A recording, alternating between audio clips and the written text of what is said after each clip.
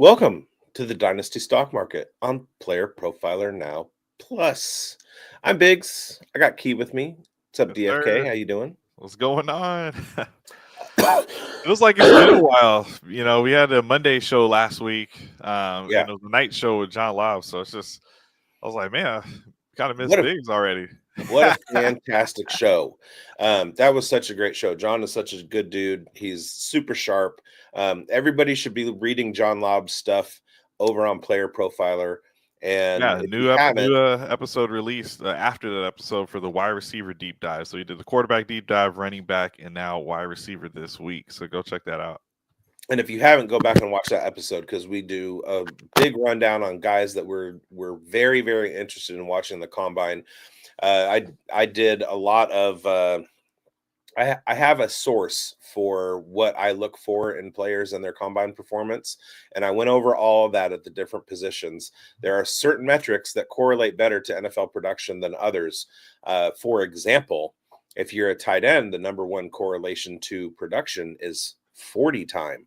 If you are a running back, the least corollary metric is 40 time. So there are different aspects of athleticism that translate to production in the NFL and hence your fantasy leagues. And we get into that a lot. Today, we're going to be talking. There's some NFL news that's out there that relates to Dynasty Fantasy Football. There is also, we're trying to put together a mock draft. So if you want to participate in the mock draft, go to either Player Profiler Now Plus or go to my Twitter page at BigBonetFFB. There are links there. Hop in. The last I checked, we needed 5 people. As soon as we do that, we will. Oh, and it's there in the chat too. Thank you, Keith. Yeah. And we need five more people to participate at last check. And once that's full, we'll get going. Now we're down to 3. So thank you, the 2 guys who have gotten in since I said something. Yeah. So let's get to the news real quick. You brought it up, so you lead with it. Yeah, so it sounds like Rob Gronkowski is entertaining coming back to the NFL. He, like Sean Payton, worked with him at Fox, and sounds like some of his brothers had worked in Denver as well. So they're in need of a tight end there. They've kind of had some ups and downs at that position, and really, I think he's within a year's age of Travis Kelce, who's still in the league, and at this point now, Gronkowski's got a little rest. First Gronk was way more banged up than Kelce was because Kelce just had kind of that year 1 injury, and that's about it. But now he's got 2 years on the couch with Julian Edelman, not getting his head banged, and so Gronk is it's a fun story. Jamie in the comments asks, is this tight end premium? Actually, Jamie, this is 5 times tight end premium. So this is no, like typically most people like mock drafting tight end premium. So I guess there's not a setting for that. But yeah, people tend, so it's kind of make up your own rules. So basically looking at it, Dev from the Undroppables, aka Rusty Shackelford, he's at the 101. So obviously he either finished last season in this league or he traded up. We got D Wicks in set. So I'm at the 105. I won the league, but I had traded up to the 105 to get that. And as you all know, I win every mock draft. So don't think you're going to win this one because I'm in it. So yeah, I'm going to win it. I'm at the 7th spot right in the middle there. We'll see what happens. But in some of these mocks I've been doing, I've been seeing guys that are kind of decent at the 4-7. So we'll see. And all right, there you go. The roll. Appreciate you jumping in. And we got 1 spot left, guys. As you can see from the overlay above, all of our stuff at Player Profiler Now Plus is presented to you by Fast Draft. If you like drafting fast, draft faster with Fast Draft. Use promo code BOOTH, BOOTH, like telephone booth. That'll get you a $25 match on your first time deposit. and we are full, so we're gonna get this going. But I wanted to say real quick, I love Fast Draft. The Origins 2025, that's your rookies, is live, and I have a bunch of teams out there. I got into one of the live drafts, and if you don't know how Fast Draft works, basically you get into it. There's a 20-second timer. 2 people are live. The other 10 are batch rankings. So you go and you make your rankings, and then it'll, however many batch entries you want, it'll throw you randomly into a bunch of different leagues where there are 2 people live drafting. So if you want a live draft, you're one of 2 people live in the draft room, and it takes like less than 5 minutes. It's really fun. I had the 101, and that hurt. So I wanted to like kind of get closer to the middle, because that wrap, especially and on Fast Draft, the Origins game, it's a 3rd round reversal. So there, like, I mean, basically, like I went Tet McMillan, and then I sat there forever, and that was hard. So Yeah. With some games, I prefer to just like make 10, do my rankings, hit 10 entries, throw them in there, and come January, hey, I got money. All right, so we're gonna go ahead and get this started. We are started. The draft has begun. 1 minute timer, because we don't want to go do 90 minutes. All right. Why is nobody get this thing rolling? He's one of the Roll's favorite sleepers. Well, you're talking about him. All right. You know who else? Break him down for us, Roll. You know who else nobody's talking about? Nick Nash. Hey, they're talking about him on the Undroppables. I just saw a little flyer drop with him on the Instagram. Go check it out. I don't do Instagram. All right. Well, there you go. Hey, and Nick Nash on our Uncovered show, we always talk about him as like a late round guy for the Cowboys. Late round guy. And here we go. Yeah, I mean he's got ideal height. He's got a 2-year production profile that is elite. He had a huge breakout as a 5th year senior, and then had a solid 6th year senior season, 1,500 yards receiving for San Jose State. I should have been wearing my San Jose Giants hat. That's in my neighborhood, the Spartans. Problem is he's 38 years old. No, he's not quite that old. He's like 25, 26. He was a quarterback and converted to wide receiver after year 3 or 4. And he had a better production profile than Luke McCaffrey, who was also a quarterback that was converted to wide receiver. So that is interesting. Let's talk about Deion Burks for a second. What are we saying about Deion Burks? Yeah, you let me know. I was waiting for Roll to get in there, break him down for us. So,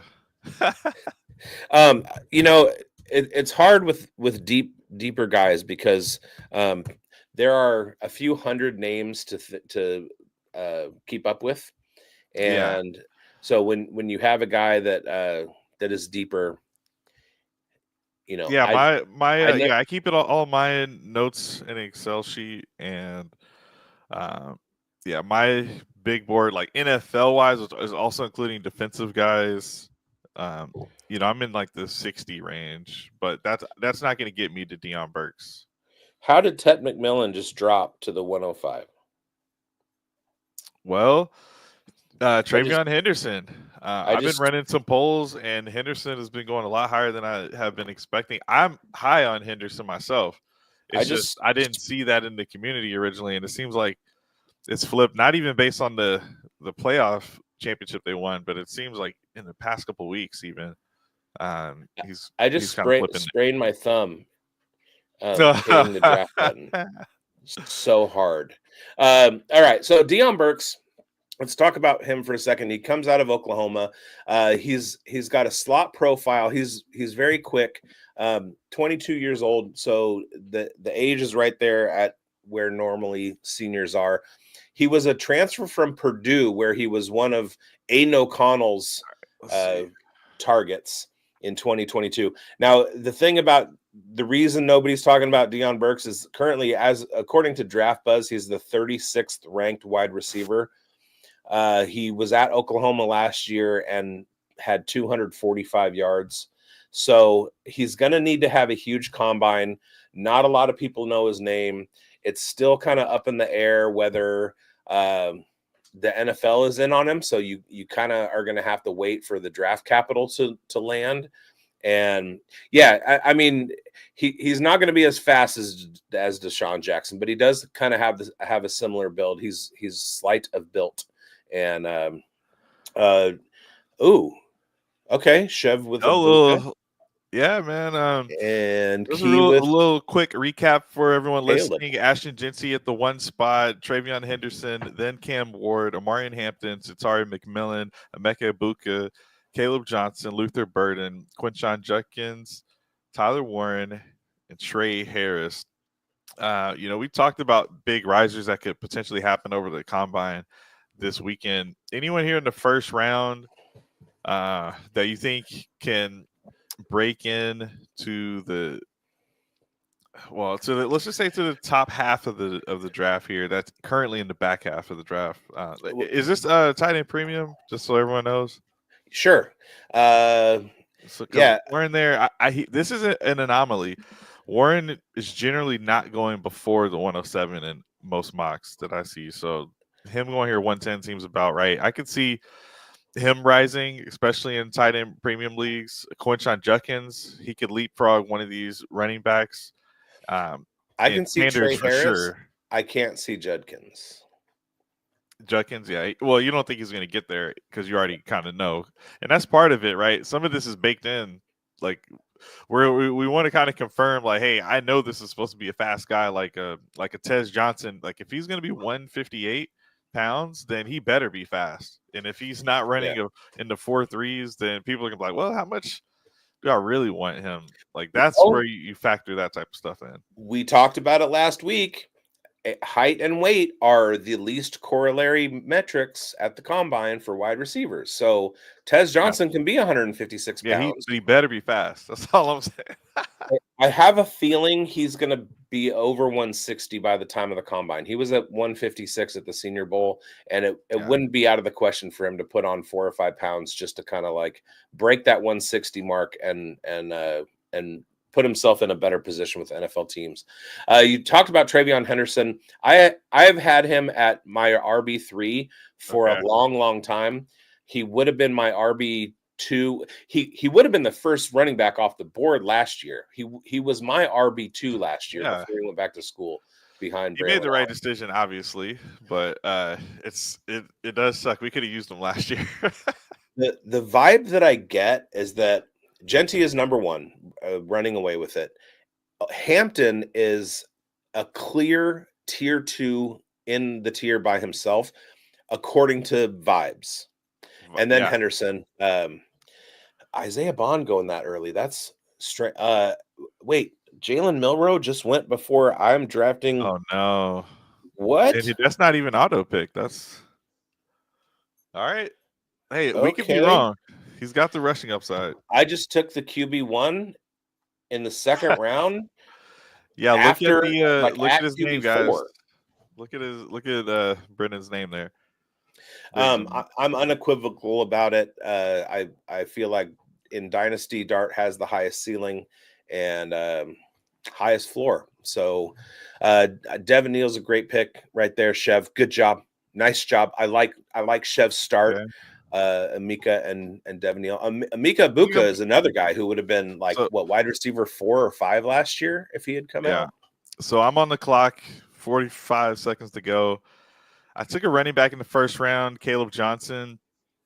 So most of these drafts, I've been trying to get that receiver in the first round, but I did pass on Luther Burden. So I think here I'm looking at, is there another receiver I can take? But based on our conversation on our last episode, I'm going to go Harold Fannin Jr. This is tight end premium, and if all that matters is athleticism, this guy has it in spades. So I'm going to lock in. That is a fantastic pick. Fantastic. Chev says this Jackson Dart nonsense has to stop. You know what, Chev? No.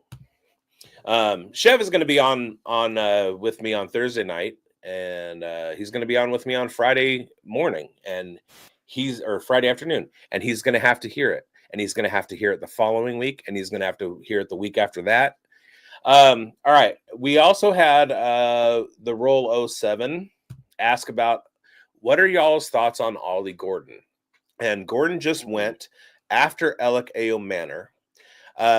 In this little section right here, we had Devin Neal, who I love, Harold Fannin, who I love, Alec Manor, who I'm absolutely out on, no shares, no cares, Ollie Gordon, who I love, Jalen Royals, who I love. So, I mean, that's a pretty nice little sequence. Jamie Pirog got his wide receiver 3 and wide receiver 4. I like Ollie Gordon. Ollie Gordon is, I'm going to pause this so we can talk. Currently, the way that I have my running backs ranked, I have Genty, and then I have Hampton. And then I have a tier that is Travion Henderson, Caleb Johnson, and Ollie Gordon. And they're kind of, I don't know how to rank them 3, 4, and 5, but they are my 3, 4, and 5. Then you get into another tier. At one point, I had the 2 tiers, and then my tier 3 was RB3 to RB10. But Caleb Johnson and Travion Henderson and Ollie Gordon, the more I kind of dig in, those 3 guys are, whether it's their production profile, their analytical profile, their draft age, that kind of thing, those are kind of the traits that are jumping out for me. And so I like them a lot. I might want to sneak in Devin Neal into that tier as well, but then that would be a clear stop at 6 for the 3rd tier. And then tier 4 would be RB7 to probably about RB15 at this point. There are so many guys who are mix and match. They can be plug and play in the NFL. They have the talent level, but we don't know what NFL teams are thinking at this point. So, yeah, I like that tier. Devin Neal has the size, so he can definitely end up in a scenario where, hey, maybe he can carry a workload. I mean, we're going to see most of the time the teams are going to have a committee anyway, unless you're just truly special. Yeah, but I think he can absolutely fit a role as a lead back. Ollie Gordon has the kind of profile that 6 years ago he would have been the RB1. Yeah. And then you have like Scatabo is, I mean, he's a nice story. He had a good playoff game. And then Jordan James, I really, really like. He's a tweener in size, so he's not bell cow size. He's not, Jahmyr Gibbs satellite size. He's kind of in the middle. So it's going to be, his usage is going to be totally dependent on team scheme. So we're going to have to wait for where he drafts, but he's definitely in that next tier for me. Yeah, the next Bucky Irving. I actually picked my draft spot at 107 because in a different draft I got Jordan James in the 3rd round at the 307, but that looks like that's going to happen here. Nope, this is a sharp room, you guys. You guys are sharp. Except for I do want to say pre-combine, Harold Fannin right now is my tight end 1. Let's go. So that means I won the draft. And there's not a scenario in which I'm ever going to draft Colston Loveland ahead of Harold Fannin. All right, I want to deep dive on these guys like right after this combine. I need to see Loveland's metrics because I don't feel like I got enough just game action of his. But he's still athletic. It's just Harold Fannin's just on a higher level with it, and now you have to base it on, do you trust the state of play for the competition he had versus what Loveland had to go up against. And we know Loveland's good, but you definitely want a freak athlete. So yes, and we know Fannin's going to kill it. I just want to see what Loveland does. And I'm not gonna no table talk here because I want to get my guy because I had him targeted in the 3rd round. Not that you're going to take him, but there might be a viewer. So we have Scatabo as elite contact balance, and his feet are ridiculous. And then Whoops. 2,200 yards from scrimmage for Scottaboo. I understand that. The tape guys love him. But there are a lot of tape guys who are loved. And yes, Loveland is getting a lot of buzz from film Twitter as well. The curious case of Colson Loveland kind of hinges on the fact that he is from Michigan and there's not a lot of production there. So he may very well be good. But we know that athleticism is going to be the key thing in this at the tight end position production-wise. All right, let's get this going again. We're resuming the draft. Boom. Dev, you are back on the clock. I super hope that my guy falls to me because I want to talk about him. All right, you only got to wait 3 picks. Golden is there. That was actually who I was considering at my 2-7 pick. Homer. Yeah, I wanted a receiver. Now I'm gonna have to just go back to plan A.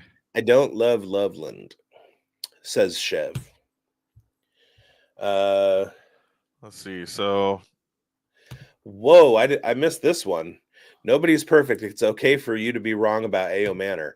I'm gonna tell you right now, I am not wrong about A.O. Manor. You know who I like better than A.O. Manor from last year's class? Odunze. You know what I was right about? Odunze was mid. Yeah, so you don't want to get someone worse than that. Man. Okay, so A.O. Manor had a great game against Travis Hunter. No. All right, RJ Harvey, it's not bad. He's a might little have been queued up. All right, so who you got? Why would you take Jalen Milroe and Quinn Ewers? We'll talk about that when we get a chance. There is a reason that I can see. These deals. Where's my guy? Draft. Right in. We got a right in. Oh, okay. So with Quinn Ewers, I wrote him up for Theo's player profiler rookie draft guide. So look for that coming out. And here's the thing about Ewers. Quarterbacks that are 5-star recruits have a 25% hit rate in the NFL. Quarterbacks that are 4 stars or lower, it drops down into like the 10%. Quinn Ewers was a 5-star quarterback.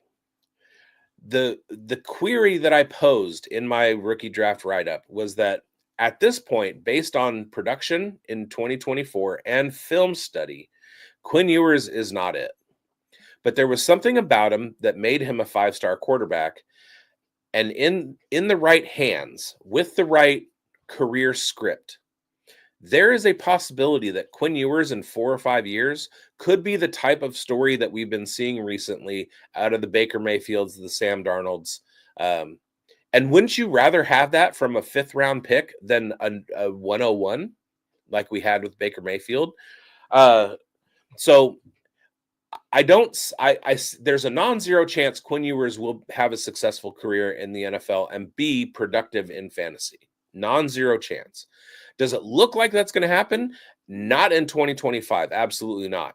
So what we need to find out over the next few years is whether it's a Steve Sarkisian problem and he does not develop people well. We already see that he's screwing around with Arch Manning and not doing what he should. Maybe Quinn Ewers, the fact that his stats are pretty similar from 2023 and 2024, there was no progression. Maybe it's a Steve Sarkisian issue. Maybe he just can't develop the quarterback the way that he needs to. That will come out in the wash over the next 4 years. So I don't hate taking Ewers. I hate taking Ewers in the 4th or in the 3rd. I wouldn't mind him in the 4th or 5th. And as we all know in Dynasty, quarterbacks carry their value. So whatever happens with Ewers, if you get him in the 4th round, he's either going to increase his value at some point, sitting on your taxi squad and then carrying a clipboard for 3 years and earning a starting job, or he's going to be a wash, and you're not losing anything in the 4th round anyway. If you already have Jalen Milroe, who's another project quarterback, and you took him in the 2nd, and you also took Ewers in the 3rd, I hate that. But yeah, it and the definitely roll makes says, sense. how did I get 3 of the top 8 RBs in this class?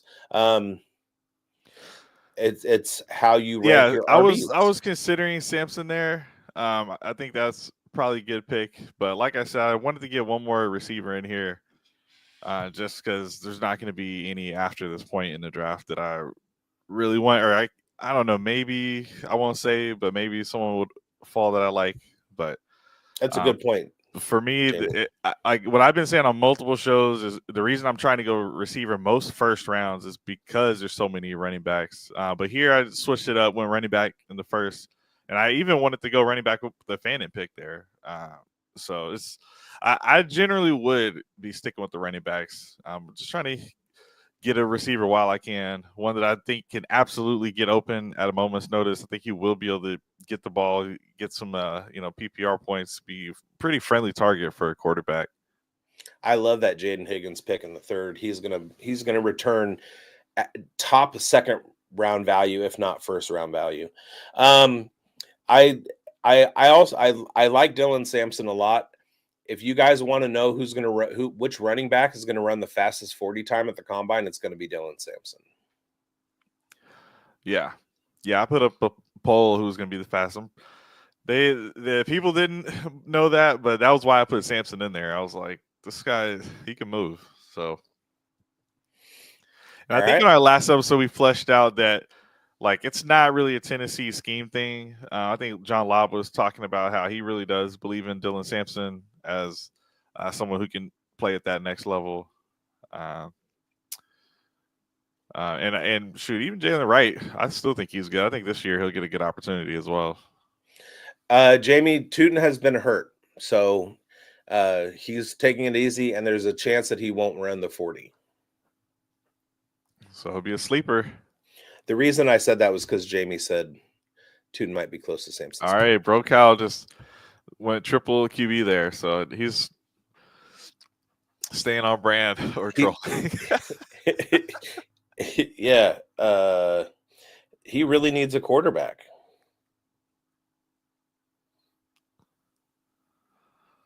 Okay, so I'm absolutely loving this 4th round. I'm gonna take this guy just because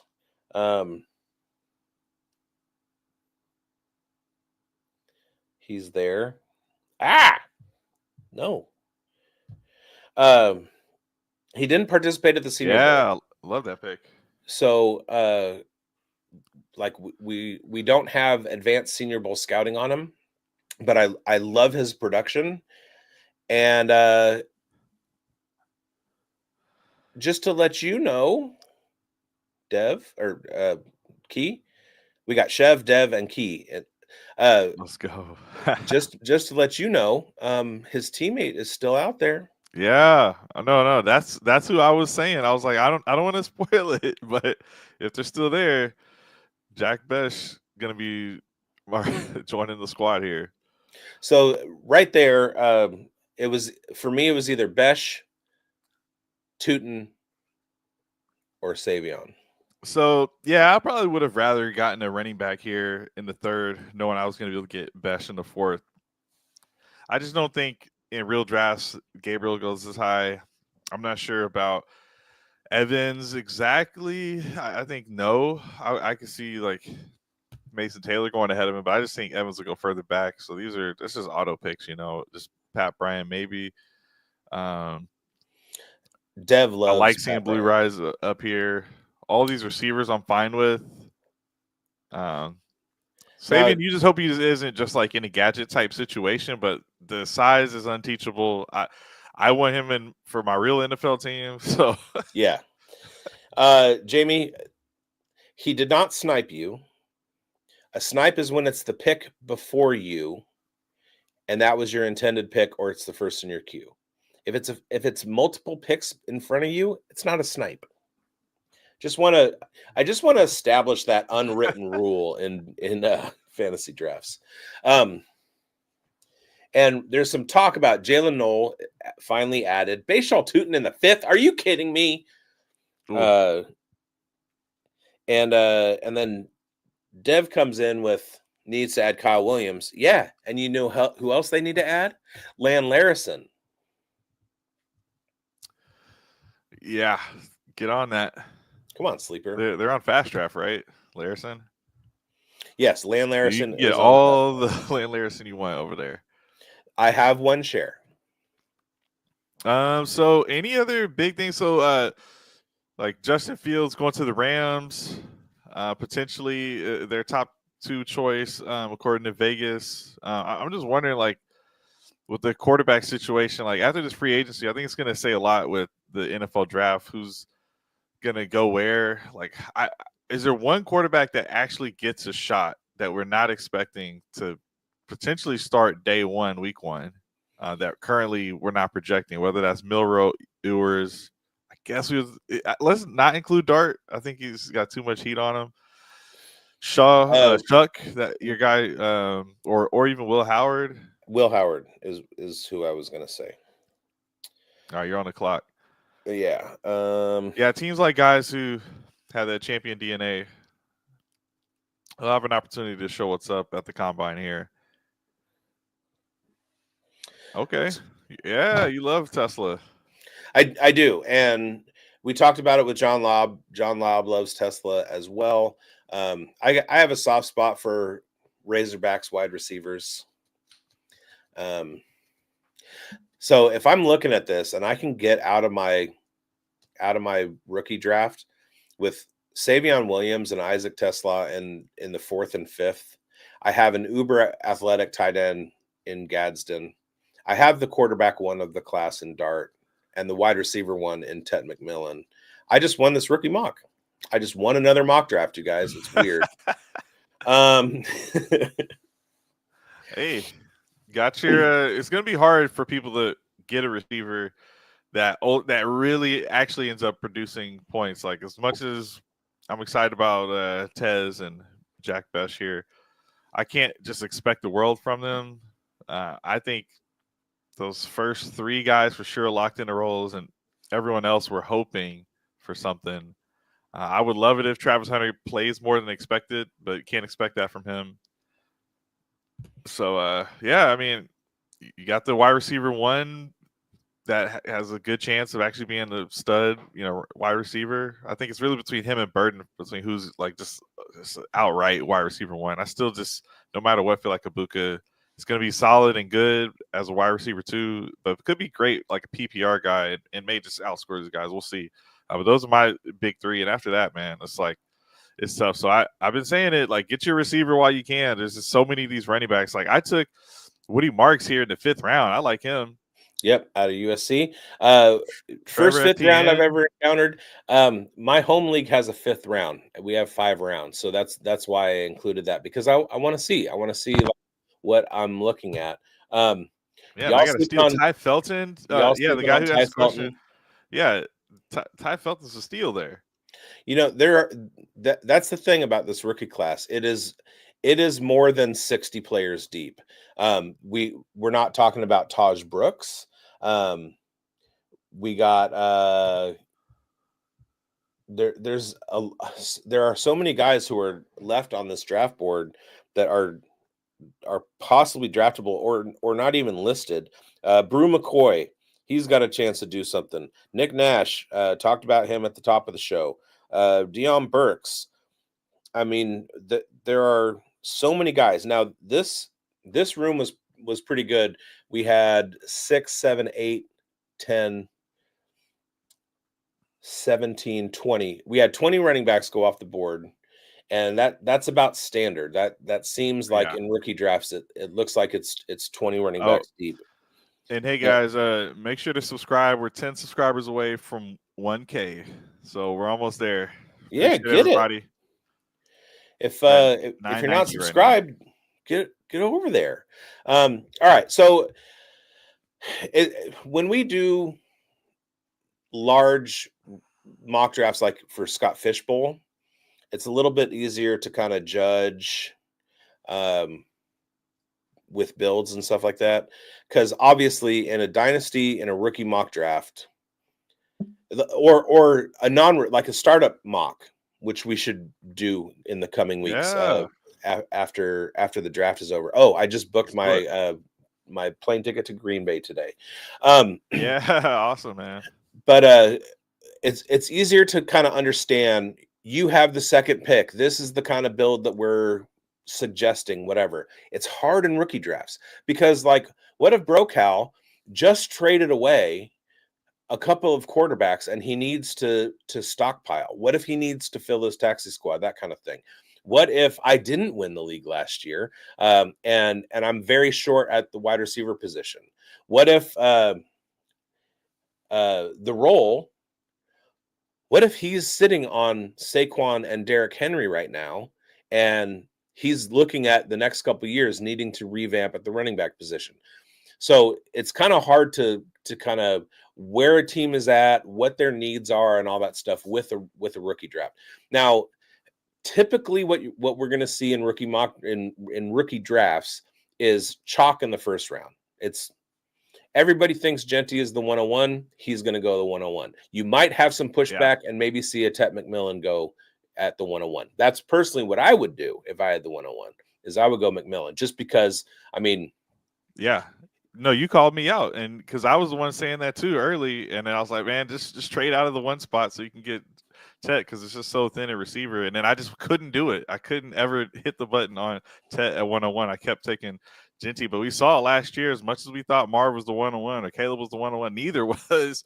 And we see that so many years where we just cannot help ourselves because we're kind of just working off of what we think is right. But we have to know that the unexpected is almost what you should expect. So right. If you expect something, then you might want to think, hey, this is actually an incorrect outcome. I already know that what I think is about to happen is actually wrong. So let's just already start from that point.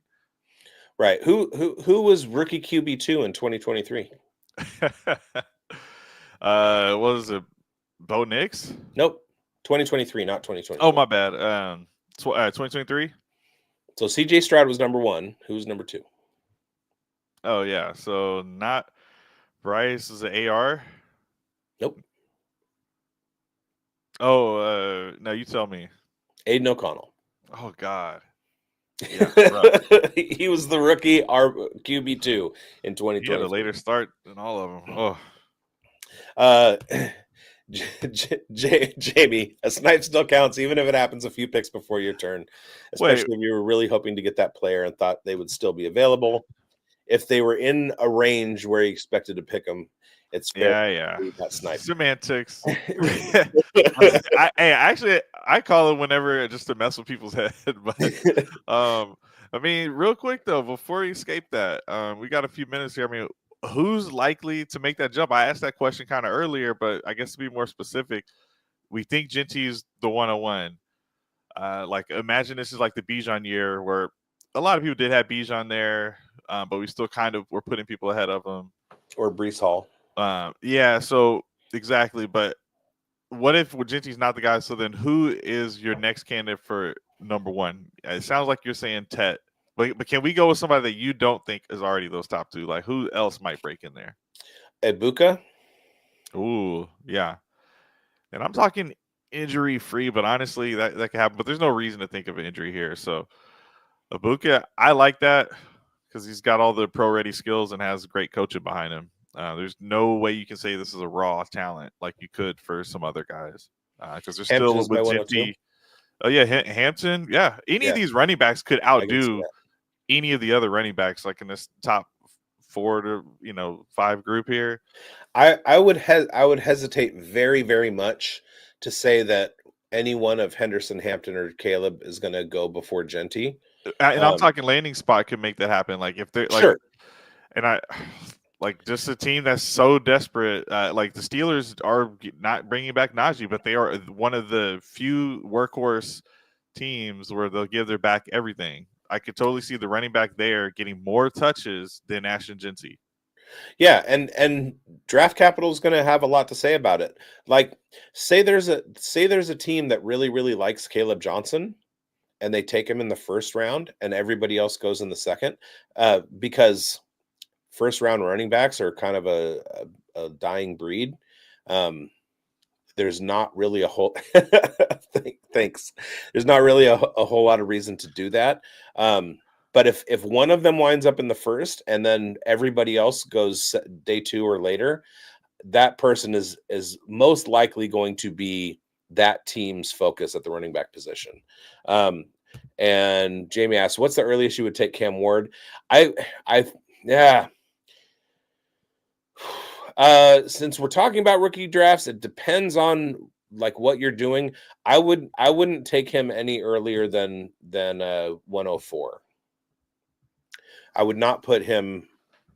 And I don't know if I would even take him at 104. I've been doing some polls. The thing is he's falling. So we understand, guys, that you have the picks that you have in theory, but you still have the ability to do some trades, right? I've seen Ward falling quite a bit. Really, that like 106 is where I've been seeing him fall. Like it's super flex, so it makes sense to just take him if you need a quarterback, especially if you are desperate for a quarterback. Right. But see if you can do some trading around. I just don't see this this NFL combine affecting those 2 quarterbacks at the top since they're not participating in any significant way. So their dynasty value is actually more likely in the near term to lower because everyone else who's going to participate in the combine is just going to get a ton of buzz right now. So I just don't see until draft night of the real NFL the value and kind of perception of these guys really boosting up. This you have Brocal highlighted here, and shout out Brocal. Brocal is he's a long time fellow mock drafter. We've had him in 1,000 Scott Fishbowl mock drafts for over the last couple of years and stuff. So like love seeing his name in the draft room.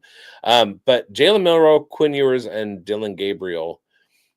I would actually have Dylan Gabriel ranked as the better of those 3 quarterbacks.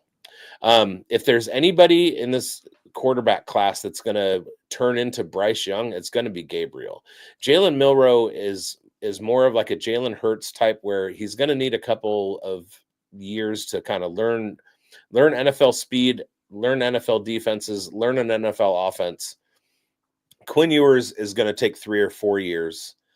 But Dylan Gabriel is his arm is ready now. Now, the thing that scares me about him, and probably the reason that he would go, QB6, is he's 5'10". So he's going to have that Bryce Young kind of look, that Bryce Young vibe. For what's his mobility like? He's an Oregon quarterback, so he can scoot. And like let's watch his 40 like time. that's what Bryce Young had, that kind of helps get him out of some situations. So if he can run sub 4.65, he should be okay. And watching him at the Senior Bowl, I mean, that dude, like his arm is nice. Like he was very, very accurate, and through like the way that he leads receivers is fun to watch. He's just got a good arm. Chev says Will Howard QB3. Ooh. The more I steep in the Will Howard tea, the more I'm with you on that, and the more I don't hate him for the Raiders. I kind of like all 22's team. Maybe has some of the biggest deals late. Ty Felton should be able to produce at the NFL level. I think the same for all the rest of the guys that he's got. So like that squad. And there's who you're just talking about, Will Howard, getting him late in the 4th. Look at Kyle McCord's production from last year. Syracuse they were chucking it. And Kyle McCord, I had him on my C2C squad. Heck yeah. Yeah, he was great in C2C because he led college football in attempts, completions, and yards. All right, Shadur, Jordan James, Xavier Restrepo. I'm not going to have any shares of. Mason Taylor is an interesting story. We'll see how his size and athleticism works out. And then apparently this was an Yeah. IDP league. Well, we're taking Travis Hunter, so might as well. Where Okay, did Hunter well, go? let us know who y'all's Hunter went favorite 201. squad is. Appreciate everybody who was in this mock with us. Thank y'all so much. Stop it. Stop.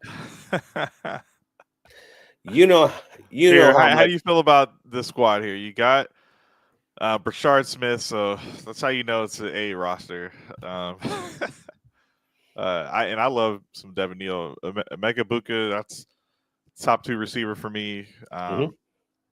So yeah. Devin Neal could very easily like work himself into like the RB 2 or 3 situation out of the class, not necessarily in drafts, but like as far as like career production and stuff, he could very well be up there. Brashard Smith is great. You know that we love Jalen Noel, Chef. You know it. You know, why would you even like? Why are you trolling like that? He's going to be an elite slot receiver, and he has top 15 upside in fantasy. Yeah, Devin Neal, like he and Jordan James are very, very similar. Yeah. Jamie's trolling the chat too. Can McCord be similar to early Derek Carr? Possibly. I haven't watched a lot of McCord tape, so I don't know what his acumen is at the different levels on the field. But as far as just being like a non-mobile pocket passer, who's like one of the things that you should do if you're like looking at stats and stuff at like career production is look at rushing yards, because you have a guy like Jackson Dart who had a season with 600 rushing yards. He had a couple with 400. I think he averaged 500. He had 1,500 yards rushing over his last 3 seasons. And the thing about that is that in the NFL or in college football, they count sacks against a quarterback's rushing yards. They don't do that in the NFL. So if you well, he doesn't need to. No, you're good. So if you have a quarterback like Kyle McCord, whose rushing yard totals are in the negative, it means he does not run at all. Yeah. Jackson Dart, 500 yards in a season. That's a value add as far as like padding stats and giving you a higher floor in fantasy. A guy like Aiden O'Connell, Derek Carr, Kyle McCord is not going to bring you any of that. Look at what Bo Nix did last year. He had a Derek Carr season with his arm, but he added 400 yards on the ground, which put him into the top 10 as a quarterback.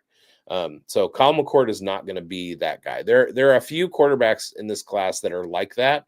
You kind of, at this point, you kind of just have to write them off and make it so that if you ever own them, it's because you got them off waivers. You know what I mean? Yeah, there you go. 371 rush attempts for Dart, 1,500 rushing yards, 12 scores on the ground. So yeah, that's a legit. A couple. Floor 5 points at least in the NFL, something like that. And Jamie, whoever that big bone team is, has the worst draft. I appreciate you, buddy.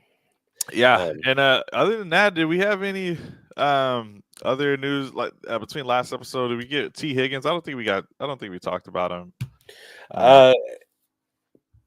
We didn't. He got the franchise tag, so that was kind of a landing spot where I saw a lot of mock drafts have the Bengals taking a receiver, even though they're desperate on defense.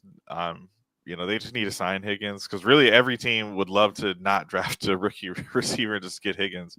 Sign him or trade him, and every team can tag a guy and then restructure their deal. So basically, what the franchise tag is it's kind of a pause on when they actually have to deal with it.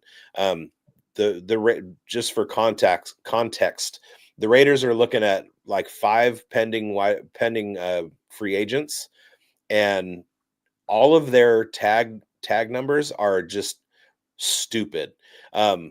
So if they don't tag them, they're going to go into free agency.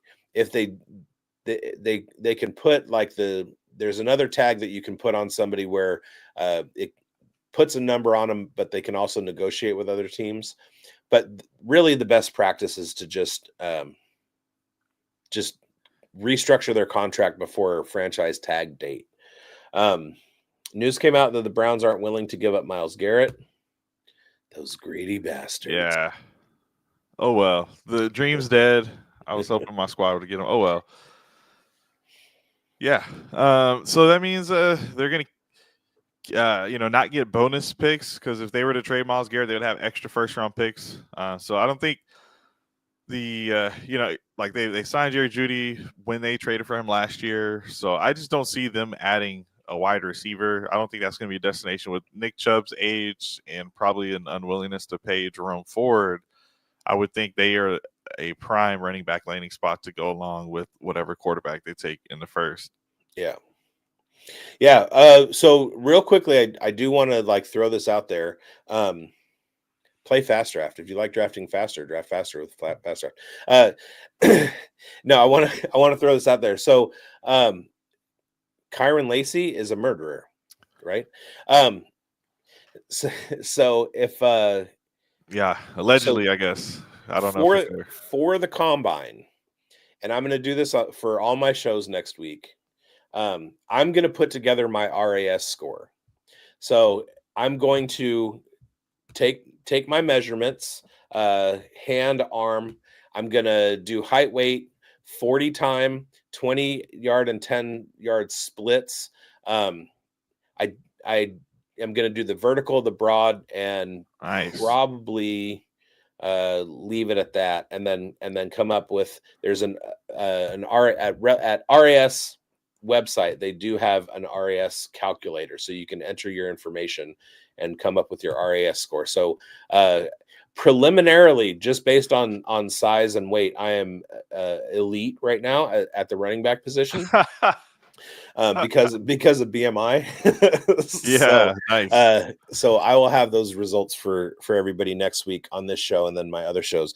And then the other thing I wanted to do is I wanted to go in real quick, and for everybody who's still watching, jot these points down real quick so that you can have some information while you're watching the combine. Quarterback combine really doesn't matter, but what we're looking for is broad jump and low age and 3-cone drill. So we want agility and a little bit of explosiveness out of the quarterback. At the running back position, age is the number one corollary. So we're looking at the youngest guys in the class. I want to say that's Jordan James and Dylan Sampson at this point. They're also the fastest, which is not really a good correlation. But with running back, it's age and weight. Those are very highly correlated. Basically, so there's a 0.32 correlation to age, 0.27 correlation to weight. Then in the athletic metrics, half of that, or a third of age, is 3-cone drill and shuttle, which is basically agility in small spaces. And then broad jump. So when you're watching the running backs, don't worry about their 40. Watch their 3-cone drill, their shuttle, and their broad jump. At wide receiver, we're looking for age again, vertical, bench press, shuttle time, broad jump, and 3-cone. Those are all more important than 40 time and size at the wide receiver position. And then at tight end, 40, broad jump, vert, 3-cone, shuttle, age. Those are all very, very highly correlated to production at the tight end position. Bench press, height, and weight are negatively correlated. So the stronger they are, the taller they are, and the heavier they are, that eats into production. It actually it correlates negatively. Arroyo should cook then, I think. Oh no, he's hurt. 13 hours ago, Arroyo not working out. He's not working out. Gotcha. And he's over 250. So we'll just, all that matters is Fannin's goes off. Yes, and I said this on the show with John Lobb. Look out for Oronde Gadsden's athleticism. He could have been a 3-year declare last year, but he got hurt. He was supposed to have his coming out party. This year, he basically repeated, like he was a freshman breakout at Syracuse at tight end. He's only 236 pounds. And I feel like he and Fannin are going to run the 2 fastest 40 times And like we said, 40 time is the biggest correlation to production at the tight end position. So I am huge on Oronde Gadsden the second. Don't call him Junior. Get it right. Yeah. All right. Cool, man. Yeah, any other stuff we should be thinking about? Guys, Friday's when the action starts for the tight end position.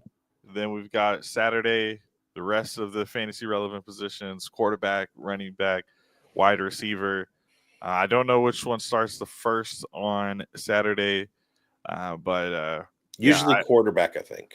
Okay, yeah. It's got to be quarterback and receiver because the quarterbacks are thrown to the receivers, and they're kind of part of some of the similar drills there. But I also will be working on updating my model, the Phenom Finder, once I get some of these numbers in. So that one's That's behind the paywall. But yeah, man, go check that out over on Patreon, and let's see. Let's see how these guys pan out. We're gonna be pumping out a lot of content. I know we'll be doing some stuff. May try to get you and Chev and some of the guys to do an emergency mock draft for the NFL side of things. I'm here for it. And also, you guys, the player profiler news desk always activates for the combine and the draft. So yeah, those guys are awesome. Make sure you're following Player Profiler Now Plus over on Twitter and right here on YouTube, if you're not already, because the content is going to be coming hot and heavy. Yeah. Let me hit this real quick before we go. Rookie. It's all about rookie talk in fantasy football right now. So why not go use all that knowledge to do something other than a mock draft? Chris Jimino won $8,000 with just 2 teams last year, and each draft took 5 minutes. That's pretty good ROI. You can start doing rookie drafts for money today on Fast Draft. The Origins tournament is live. It is the place to go and monetize your knowledge of rookies and use your favorite player profiler host promo code for a $25 deposit match. Now let's go start drafting faster. Use promo code BOOTH, BOOTH. And I love his ROI, $8,000 in 5 minutes. That's a good hourly rate. I wish my job paid me that. Yeah, just get straight to the point, man. And go try out the defense only drafts as well. Just switch it up. You got all these rookies on your mind. If you want to draft some defenders, just do that too, man. It's all pretty fun. And especially with the fast draft format where you're not really in there, like it's mostly auto drafting if you just do your batches. If you because IDP is kind of nebulous. You want linebackers. Some of the higher ranked guys are linemen. So unless you have like a tweaky sack scoring thing, you're going to want like the highest tackle guys. But who knows? Like play a bunch of teams and then boom, you just threw them in there and won. Heck yeah. And hopefully y'all were listening. Get some of those tips over here. Listen to some money. All right. We'll see you guys next week. Enjoy the combine. All right. See ya. Hey, I want to thank you for being part of this broadcast. If you have any thoughts on it, leave a comment. If you enjoyed it, make sure you leave a like. And if you want to see more shows on the Player Profiler channel, subscribe to it. That's how we know you want more.